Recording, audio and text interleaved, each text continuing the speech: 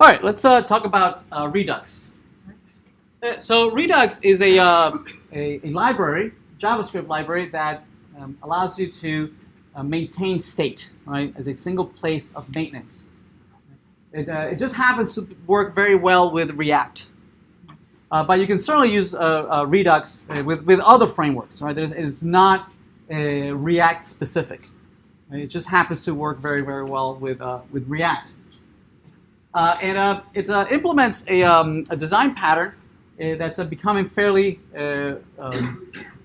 very popular on web application development. In that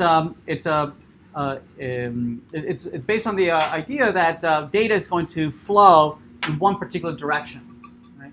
As opposed to what you might have in a model view controller architecture, where you have the view tells the controller tells the model goes back to the controller goes back to the view.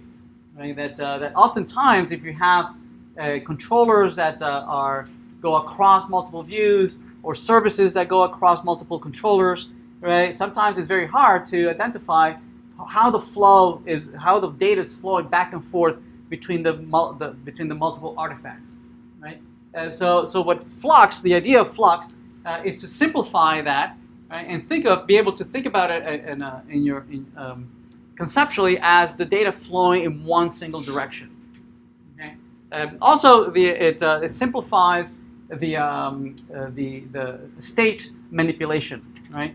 Oftentimes we think of the state as being this model, and you have all these controllers or services manipulating the state, right? Changing it or modifying it, right? And oftentimes it's hard to say exactly in what state is the application, right?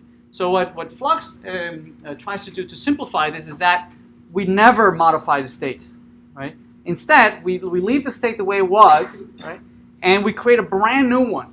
We create a brand new state, and we only focus on the new state having a new value for a particular property or a particular attribute in that state, right?